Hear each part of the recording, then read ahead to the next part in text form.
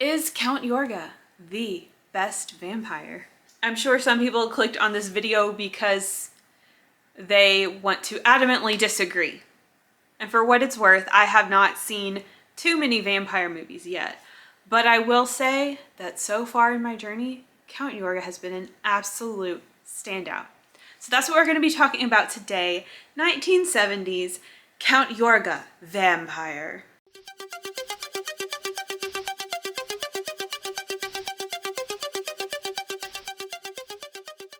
Okay, so in this video, I don't want to say they're spoilers because vampire movies are kind of formulaic, you know, so certain things are to be expected. Like, beautiful women are probably going to get turned into vampires. And you probably know how it's going to end, all right?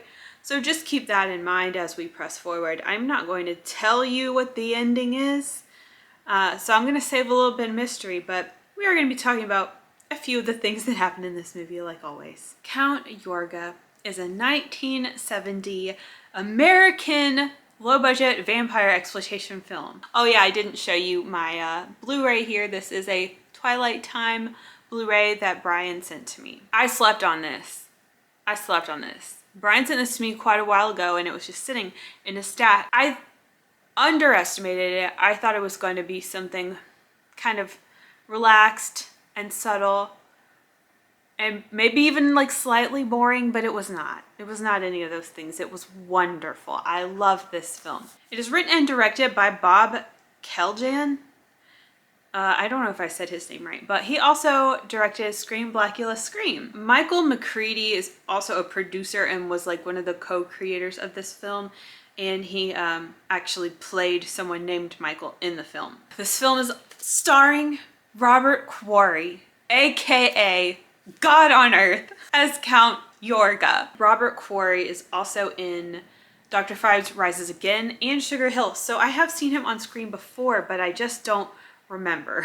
So apparently this film, Count Yorga Vampire, was to be titled The Loves of Count Yorga, and it was intended to be a softcore porno film. Robert Quarry kind of talked them out of it and redirected them to make it just a straight up horror movie. And honestly, I'm glad that that is the path they took because I can't imagine I would have, like, it would have made its way to me sooner than now. Like, I don't think I would have sought this out or had some way to watch it if it had been more of a sexploitation film. Not that I haven't been watching those, but like, you get it. I feel like it got to me faster because it's just a straight horror film. But we'll talk a little bit more about the sleaze or lack thereof later. Also in this film, we have a woman named Judy Lang. I guess she's probably the main female character, but she really reminds me of Megan Fox, to be honest, particularly Megan Fox in Jennifer's Body. She's great. I love her. While we're talking about like cast, I was reading about the film and there is a woman in this film that has a very small role and her name is Marsha Jordan. And I think it was in the booklet in here that said that Marsha Jordan was a well-known 60s softcore star. And sometimes I just like click on people and read about them. So I went to go click on Marsha to see like what movies is she in. And I read that she was born in Gadsden, Alabama. And as somebody who lives in Alabama, I was like, holy crap. I don't know. I just found that really fascinating because like you would get it if you lived here. To be born here, especially in like the 40s, to be born here and then go on to be a sexploitation film star, that's quite a feat. But now I'm like fascinated. Now I want to know more about Marsha. And there's not that much to read about her. Like you can see what her filmography is. But like, if you guys know about Marsha, let me know. Tell me anything you know. Tell me what movies to watch. Like, let a hoe know down below. But anyway, back to Count Yorga. Here is your synopsis. It will not be a spoiler, of course, for me to tell you that Count Yorga is a vampire. He has shipped himself from Bulgaria to LA. And now in LA, he has begun charming and befriending beautiful women left and right.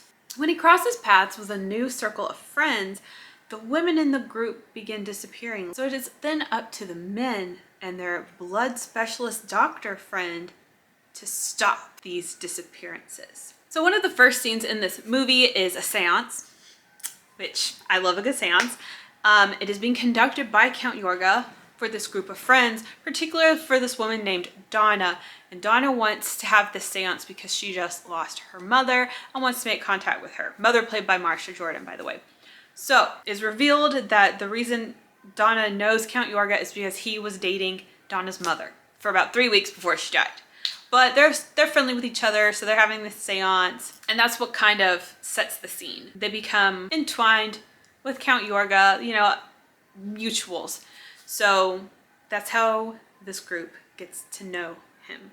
And the fact that they have crossed paths with him is something they will not be able to undo.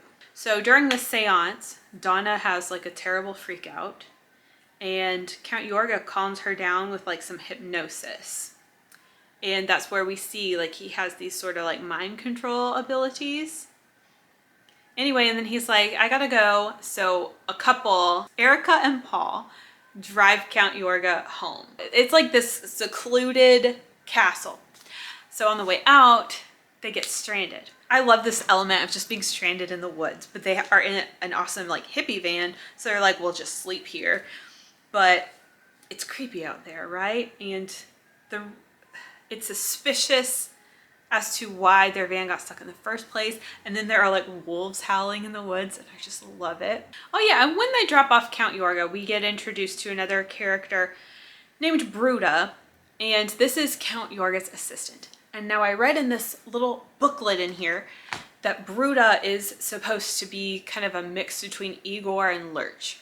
But for me, it kind of, it's giving like a rude caricature of someone with some kind of disability. I don't know. Brian, who sent me this Blu-ray, I read in his review that he thinks the film could have done without Bruda, and I agree. And I get it, like the Igor and Lurch thing, it's supposed to be gothic, but it's not giving gothic, it's giving like farmhand. Anyway, when Paul and Erica get stranded on Count Yorga's property, like that's where things take off. Let's move on and talk about the characters. From the get-go, I enjoyed all of these characters. I tend to get frustrated when I can't tell people apart, or when like none of them have a distinct personality or anything. But here in this film, you get to know everybody's name. Like, if you have made a movie where your audience knows your characters' names, you've done good. So you know people's names, you know what they like. They look different from each other, and they have personalities that are distinct from each other. That's what we get in this film. Love that. Now the two guys, Michael and Paul, they kind of look alike, but it's okay. We can go with it. Robert Quarry as Count Yorga. I cannot say enough about this man as Count Yorga.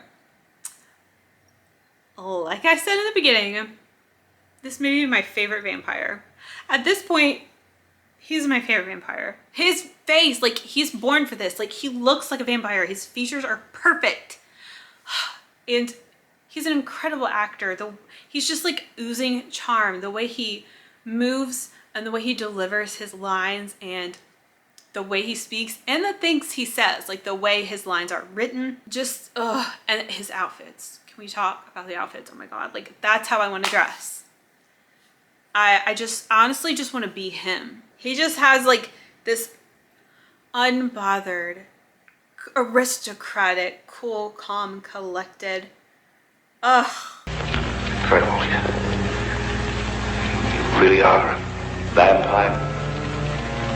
Yes. This man is an icon, and I really want to dive into his filmography, but I feel like even after I've seen more of his movies, it might be safe to say he was sorely underrated, underappreciated, and underutilized, because this man is talented and beautiful. Can we take a minute though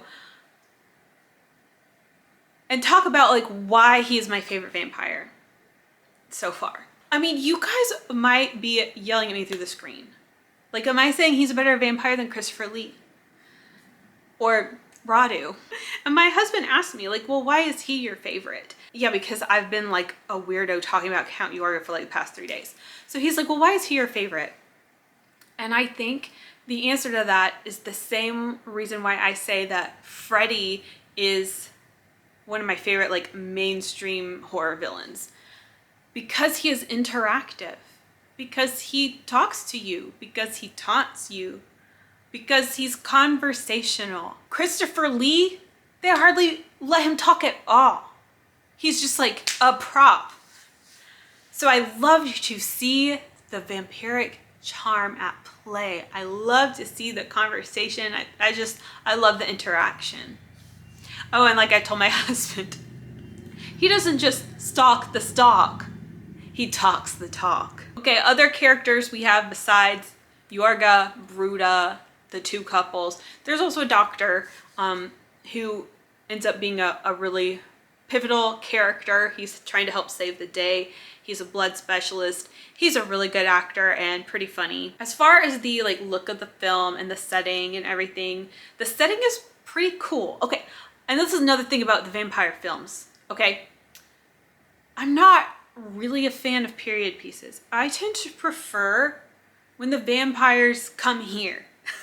Like, I like the 70s and on when it comes to vampire stuff. Like, that's why I really like Subspecies, and that's why I really like Dracula AD 1972. Like, I like when they come here. Because I don't know why period pieces aren't always my favorite.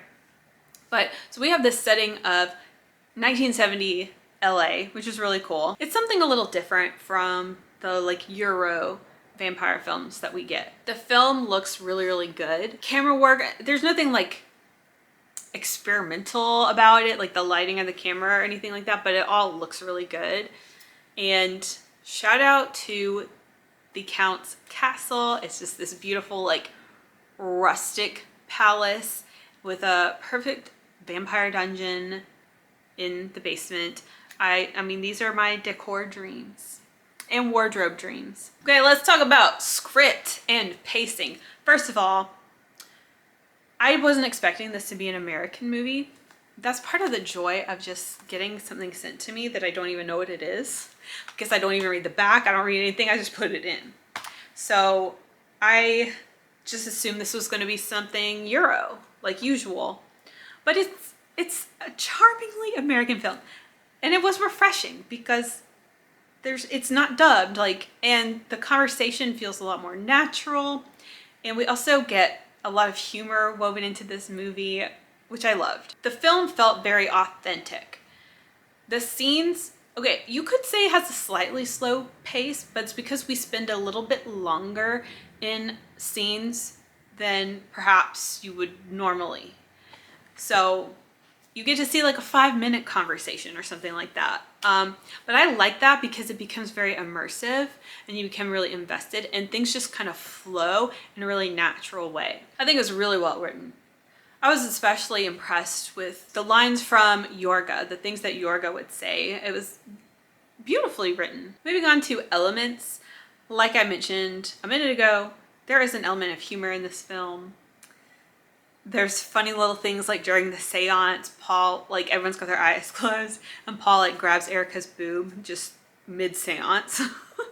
And there's also when their van gets stranded, Paul is like, get your fat ass out here and help me. The atmosphere here is great. You know, we're dealing with vampires, but there's also talk of other occult topics and werewolves and things like that, and voodoo. They even talk about voodoo very briefly. I love hearing the wolves howling and the thunder, the castle, the forest, all of that stuff. And this film, like I said, it was intended to be a sleaze fest, but instead, and before I even knew that, I was watching it and there's like nothing in it. I was like, that's kind of weird, but it is good, I think, for someone who doesn't want to get too deep into sleazy stuff, or someone who's just new, or someone who wants to watch with their kid. It takes out, I think, what could be considered a barrier to really enjoying the film, because you're just making it this straight up horror film instead of like something that you kind of need to watch by yourself. You know what I'm saying? It's giving like very clean American. But I did read the plot synopsis on Wikipedia, and it described some things that I did not see in the movie. So I don't know if maybe there's different versions out there or something, but there's also an assault that's like implied, which I'm really glad that they didn't show it, because that was like, that's the definition. That's the perfect example of an unnecessary assault. That would be so dumb if that was in there. So when I saw them kind of like leading up to that, I'm like, I'm just gonna assume that something else has happened, and that's not where that was going. The music in this film didn't particularly stand out to me. Like, I did notice some organ, which is great for vampires or whatever, but it just like, it didn't pop like you would get in a Euro vampire film. And like I said, the emphasis on dialogue and like extended conversations in this film were very effective at building tension. There's a particular scene where Donna and Michael and the doctor are in Count Yorga's living room, like chatting with him, and they're trying to keep him up past sunrise to see if he's a vampire. And the tension there is just like, it's increasing and increasing. And again, it just felt very like authentic. This movie is kind of scary. It has some scary moments for real. Like, not just like, they're not really jump scares, but they're very like startling, frightening moments. There's one scene where they go into Erica's apartment and she's doing something horrible, and she just lets out this like blood curdling shriek. And I'm still a little scared. But the film really effectively, this is another thing you see in vampire films. These low budget vampire films, you can't just make it the vampire appear. He can't just like pop in and be frightening. Like in a lot of these films, he just like walks up. But here in Count Yorga, they find a way to give him very startling entrances. And I really appreciated that, because a lot of times he would appear and I'd be like, oh! Which again is just not something that seems to be very easy to do. The vampire lore is pretty in line with a lot of what we have seen in movies being passed. Like, you know, it's like a heritage, you know, it's like a legacy that originated in folklore, in literature, and we're still like keeping it alive. How's my hair? Y'all, I'm growing my bangs out, and your girl is in an awkward stage right now. Anyway, so like, stake through the heart, sleeping in a coffin, can't be in the sunlight, all that kind of stuff. The transformation, once you have been bitten, it seems to be not instant, but it seems to be this like gradual thing, which is interesting because it is, you know, you're like, oh, there's no going back, even though you're still kind of you, you're about to not be you, you know what I mean? So that's pretty cool. Oh yeah, and Count Yorga keeps reminding us that vampires are much more intelligent than humans, which I thought was cool. And he always seems to know when someone's driving up to his house. He'll be like, we have visitors. So he seems to have some sort of like psychic knowing. So yeah, this is a vampire movie, which means you probably know how it's gonna end, but I think the ending still had like a fun little surprise and left me just smiling because it's so good. The film is sufficiently chilling and scary, very atmospheric, very like Halloween appropriate. If you're just craving like a nice classical vampire, like this could be for you. The acting and the dialogue are just really good.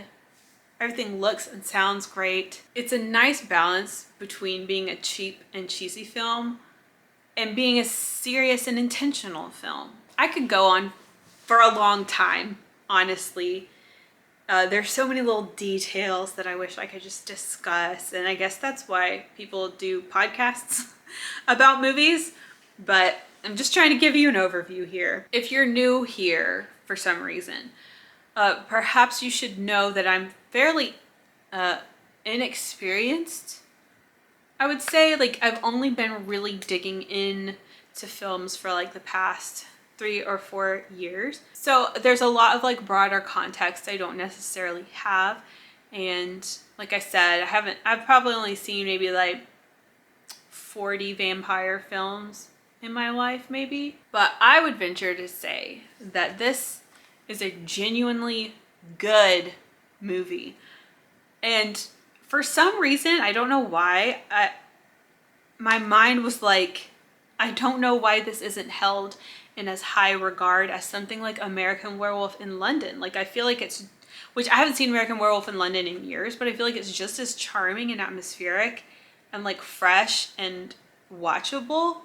But like, why is nobody talking about this movie? Like, if you want something that's a very mythological, Halloween appropriate monster and something American, this is awesome. So yeah, this was a film that I can't stop thinking about it. I've been talking about it every day like a crazy person.